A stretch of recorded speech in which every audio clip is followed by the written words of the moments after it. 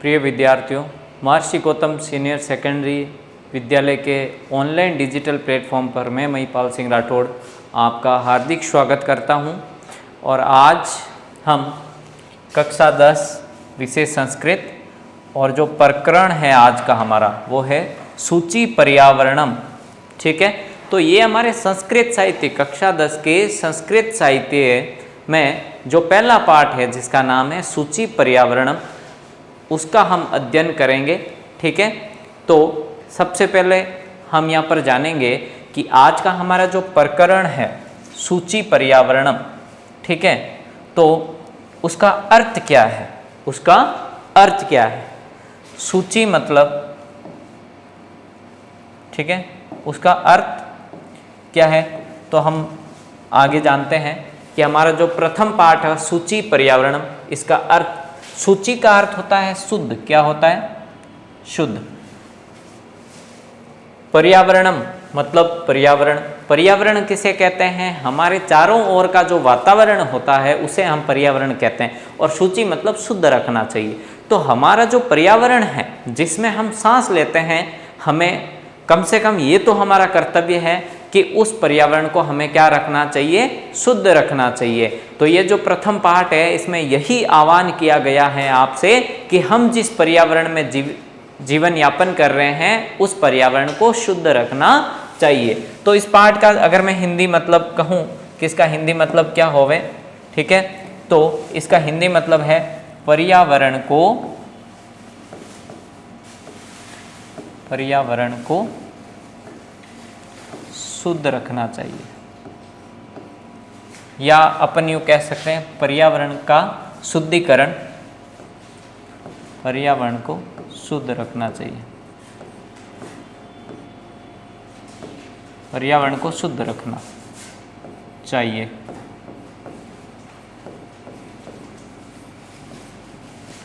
ठीक है, तो ये हमारे पाठ का मतलब हो गया कि पर्यावरण को शुद्ध रखना चाहिए। और दूसरी बात कि पर्यावरण का अर्थ मैंने आपको बता दिया, हमारे जो चारों ओर का वातावरण होता है वो पर्यावरण कहलाता है।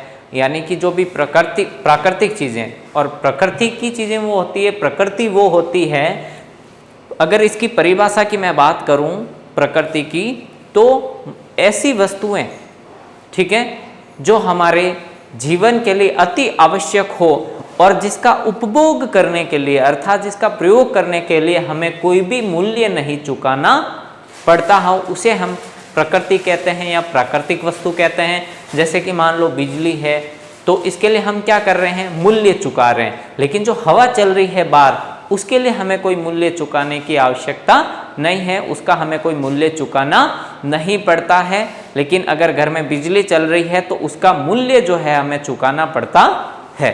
तो आइए जानते हैं सूची पर्यावरण को शुद्ध रखना चाहिए। तो यहाँ तक अभी तक आपको पाठ का अर्थ जो है उसका पता चल गया है। तो आगे हम बढ़ते हैं इस पाठ का परिचय। सबसे पहले पाठ पढ़ने से पहले उसका परिचय जो है जान लेना अति आवश्यक है कि किसने इसको लिखा है, किस बारे में लिखा है। ठीक है, तो आइए जानते हैं। पहला पाठ है अयम पाठ आधुनिक संस्कृत कवये हरिदत्त शर्मण लस लतिका इति रचना संग्रहात् संकलितो अस्ति। अत्र कवि महानगराणां यंत्रादिकेन प्रवर्धित प्रदूषणोपरि चिंतित मना दृश्यत। स कथयति यद इदं लोहचक्र शरीरस्य मनश्च शोषकम् अस्ति अस्मादेव वायुमंडलम मलिनम पौति। तो यहाँ पर मैंने इसको पढ़ा है, ठीक है। तो अब हम इसका हिंदी अनुवाद जानते हैं कि इस पाठ ये जो पाठ है इसका हिंदी अनुवाद क्या है। तो अयम पाठ मतलब ये जो पाठ है आधुनिक संस्कृत कवये की, मतलब आधुनिक संस्कृत कवि हरिदत्त शर्मण मतलब हरिदत्त शर्मा की लस लतिका इति, लस लतिका के नाम का रचना संग्रह मतलब रचना संग्रह से संकलित तो अस्ति संकलित है।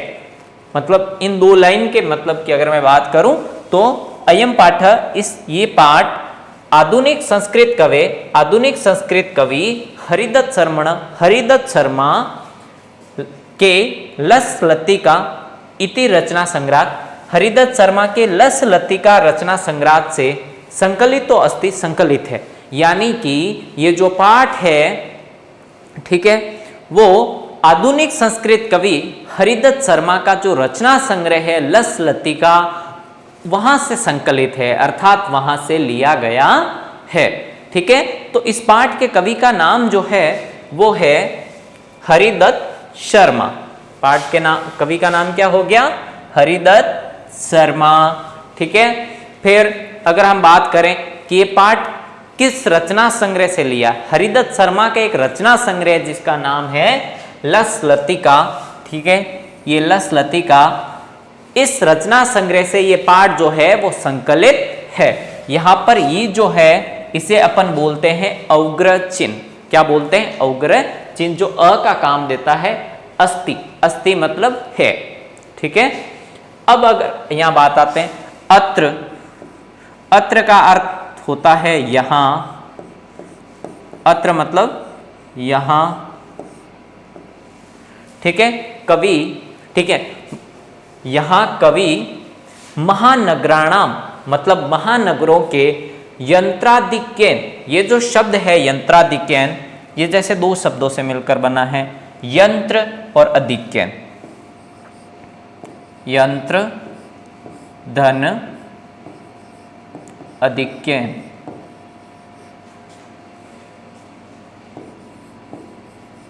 यंत्र धन अधिक्यन, जैसा कि मैंने आपको लिख के बता दिया कि दो शब्दों से मिलकर बना है, यंत्र और अधिक्यन।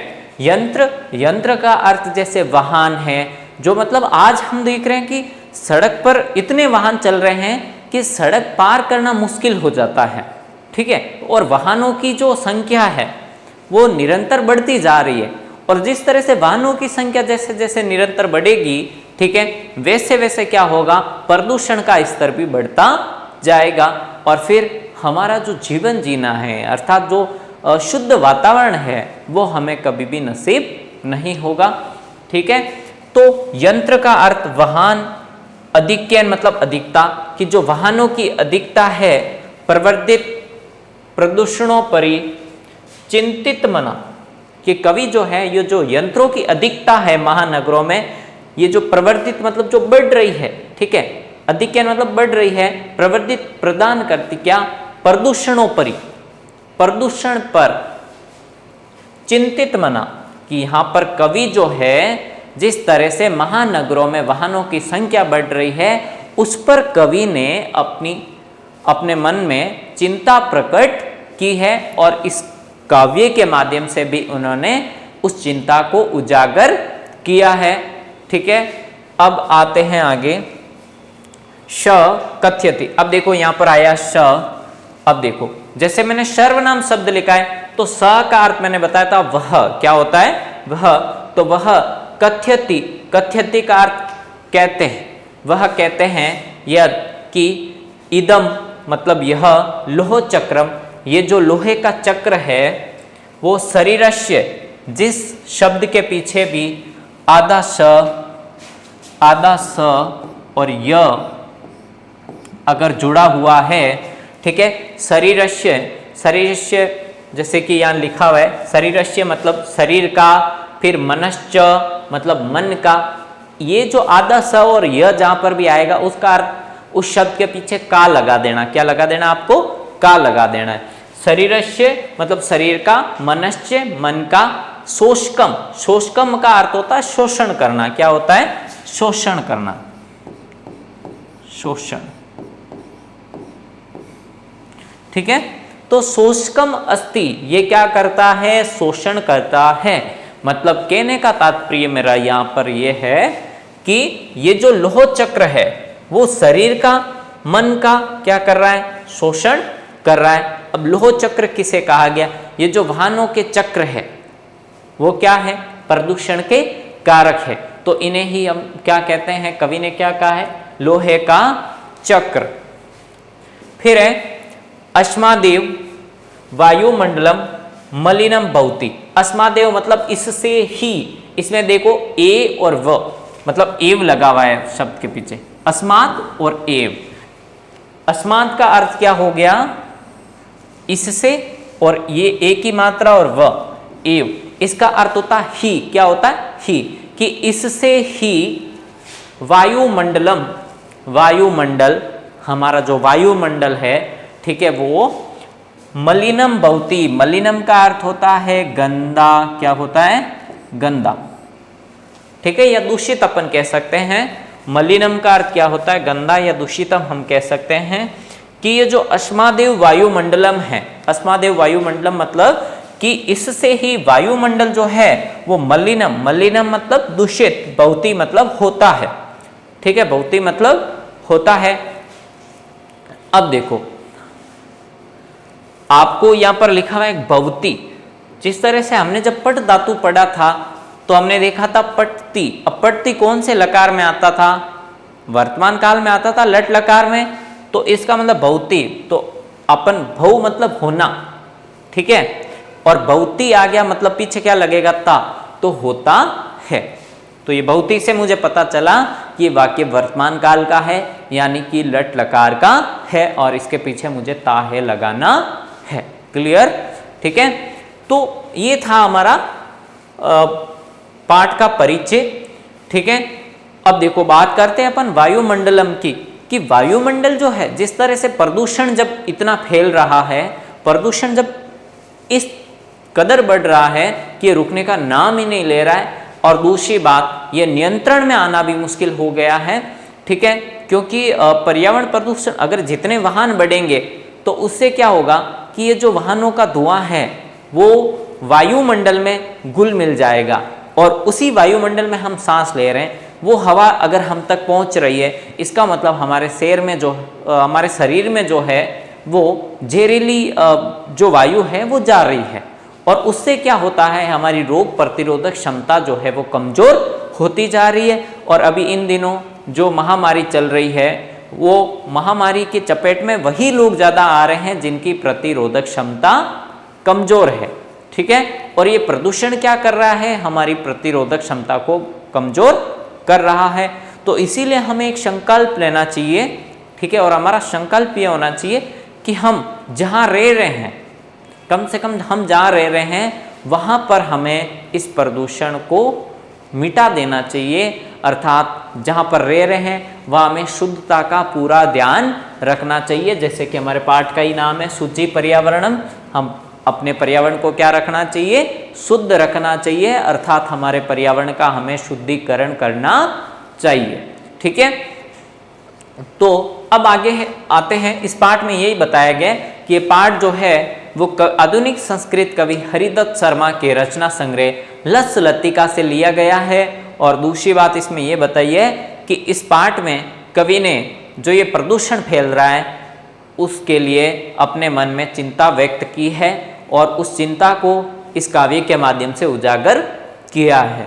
और फिर बताया है कवि ने कि लो चक्र जो है वो हमारे मन का और हमारे शरीर का क्या कर रहा है, शोषण कर रहा है, हमारे मन शरीर का और हमारे मन का क्या कर रहा है, शोषण कर रहा है। जिस तरह से हमारे शरीर को तो कमजोर बना ही रहा है ये प्रदूषण, साथ ही साथ हमारे मन में भी प्रदूषण के कारण क्या पैदा हो जाता है, चिड़चिड़ापन पैदा हो जाता है, ठीक है, और ऊर्जा का स्रोत जो है वो कम हो जाता है। इसीलिए प्रदूषण जो है वो कुल मिला के हमारे जीवन के लिए बहुत ही घातक है, ठीक है। और इसीलिए कवि ने इस चिंता को प्रकट करते हुए इस पाठ का जो शीर्षक दिया है वो सूची पर्यावरण, पर्यावरण को शुद्ध रखना चाहिए, ठीक है। अब हम बढ़ते हैं कि पाठ में क्या है, पाठ को पढ़ते हैं हम आगे, ठीक है। तो अब देखो यहां पर ये एक श्लोक मैंने लिखा है, एक पद मैंने लिख दिया है आपके सामने, दुर्वहमत्र जीवितम जातम, दुर्वहमत्रम जीवितम जातम प्रकृतिरेव शरणम सूची पर्यावरणम। फिर है महानगर मध्ये चलद निसम कालायश्चक्रम मन शोष्यत तनु पेश्यद भ्रमति सदा वक्रम दुर्दांतेर दर्शनेर मुना श्यानेव जन ग्रसनम सूची पर्यावरणम। कवि ने इस एक ही पद में 2 बार आपसे आह्वान किया है, सूची पर्यावरणम, पर्यावरण को शुद्ध रखना चाहिए या पर्यावरण का शुद्धिकरण करना चाहिए। तो अब जो पहला शब्द है वो देखते हैं, दुर्वहमत्र। ठीक है, ये जो है वो 2 शब्दों से मिलकर बना है। क्या देखो, दुर्वहम दन अत्र, दुर्वहम दन अत्र। अब अत्र का अर्थ आपको पता है कि क्या है, यहां, यहां पर, क्या है, यहां पर। दुर्वहम का अर्थ क्या हो गया, कठिन, क्या हो गया, कठिन। ठीक है, दुर्वहम का अर्थ हो गया कठिन, अत्र का अर्थ हो गया यहां पर, कि यहां पर जो है वो जीवन क्या हो गया, कठिन। दुर्वहमत्र जीवितम जातम, जीवितम का अर्थ हो गया जीना, जातम मतलब हो गया।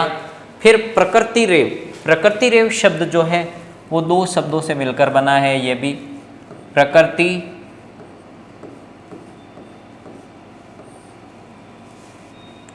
और एव, प्रकृति और एव, प्रकृति एव। प्रकृति रेव क्या हो गया, एव का अर्थ होता है ही, एव का अर्थ क्या होता है, ही। शरणम मतलब शरण, ठीक है, शरणम मतलब शरण। कि दुर्वहमत्र जीवितम जातम प्रकृति रेव शरणम। ठीक है, तो यहां पर क्या कहा गया है कि इस पृथ्वी पर इतना प्रदूषण फैल गया है कि यहां पर जीवन जीना भी कठिन हो गया है। दुर्वहम मतलब कठिन, अत्र मतलब यहां पर कठिन हो गया है। क्या, जीवितम मतलब जीना, जातम मतलब हो गया है, प्रकृति रेव मतलब प्रकृति ही, शरणम अब हमें प्रकृति की शरण में ही जाना चाहिए, अपनी प्रकृति को बचाना चाहिए ताकि हम अच्छे से जीवन यापन कर सकें। कवि ने कहा है कि पृथ्वी पर इतना प्रदूषण फैल गया है कि यहाँ पर जीवन जीना ही कठिन हो गया। अगर बाहर वातावरण में निकले तो इतने महानगरों में कल कारखाने स्थापित हो चुके हैं, इतने वाहन चल रहे हैं सड़कों पर कि अगर हम बाहर भी निकले तो हमें एहसास हो जाता है कि इस प्रदूषण में मतलब हमारा दम घुटता है कहीं ना कहीं। जैसे मान लो हम कारखाने के पास से होकर गुजर रहे हैं या सड़क से निकल रहे हैं तो कहीं ना कहीं जहरीला धुआं यत्र तत्र हमें देखने को मिल जाता है। तो वो क्या कर रहा है, हमारे प्रदूषण जो बढ़ा रहा है और हमारा जीना क्या कर रहा है, मुश्किल कर रहा है। उसी के साथ अगर ध्वनि प्रदूषण की बात करें कि रेलवे के जो है मतलब रेलगाड़ी जो चलती है तो रेलगाड़ी भी क्या कर रही है, ध्वनि प्रदूषण फैला रही है। तो दुर्वहमत्र कि यहाँ पर जीवन दुर्वहमत्र मतलब जीवन कठिन हो गया है, यहाँ पर जीवितम मतलब जीना, जातम हो गया है, प्रकृति रेव मतलब प्रकृति ही, शरणम अब हमें प्रकृति की शरण में ही जाना है। तो पहली लाइन का जो अर्थ है वो यह है कि इस पृथ्वी पर इतना प्रदूषण फैला है कि यहाँ पर जीवन जीना कठिन हो गया, इसलिए हमें प्रकृति की शरण में ही जाना चाहिए, हमें प्रकृति का बचाव करना चाहिए, अपने प्रकृति की रक्षा करनी चाहिए। फिर है सूची पर्यावरणम, अगली जो पंक्ति है वो है सूची पर्यावरणम, अर्थात पर्यावरण को शुद्ध रखना चाहिए या पर्यावरण का शुद्धिकरण करना चाहिए। फिर है महानगर मध्य, कि महानगर में, मध्य का अर्थ वैसे बीच में होता है लेकिन यहाँ इसका अर्थ है महानगरों में। ठीक है, महानगरों में चलद निशम मतलब चलद मतलब चलते हैं,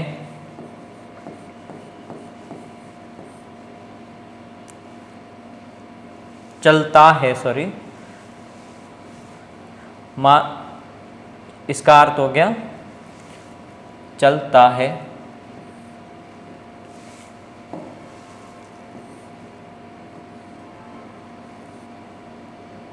चलता है। अनिशम का अर्थ होता है दिन और रात। अनिशम जो यहाँ पर जो अनिशम लिखा हुआ है, अनिशम, अनिशम का अर्थ होता है दिन और रात, कि महानगरों में दिन और रात चलता रहता है क्या, कालायश चक्रम अर्थात काला चक्र, काला चक्र कि महानगरों में दिन रात ये प्रदूषण का काला चक्र चलता रहता है, क्योंकि महानगरों में चाहे दिन हो चाहे रात हो, वाहनों की संख्या, वाहनों की पंक्तियां हमें सड़क पर देखने को मिल ही जाती है।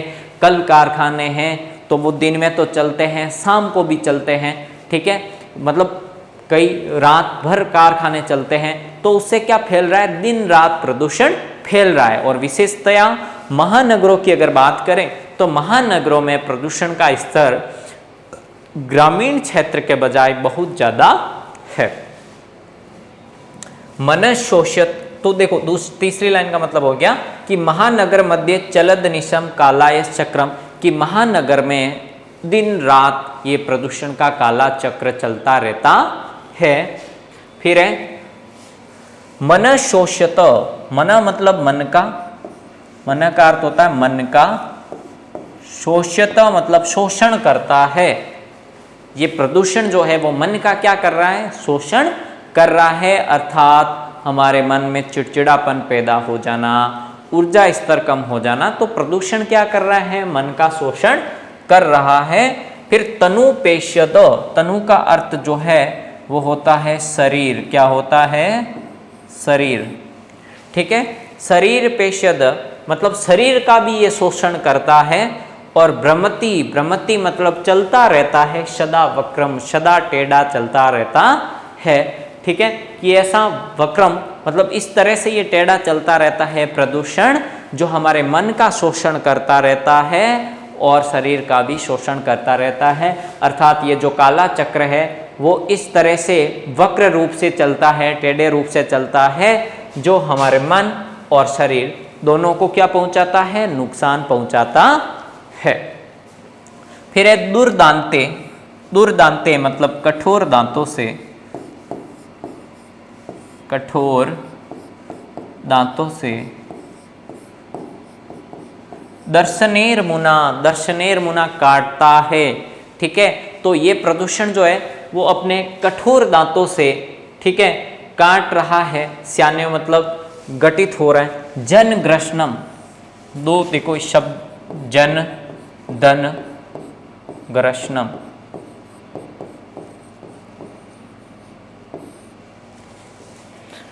ग्रसनम का अर्थ होता है जन का ग्रास बना रहा है।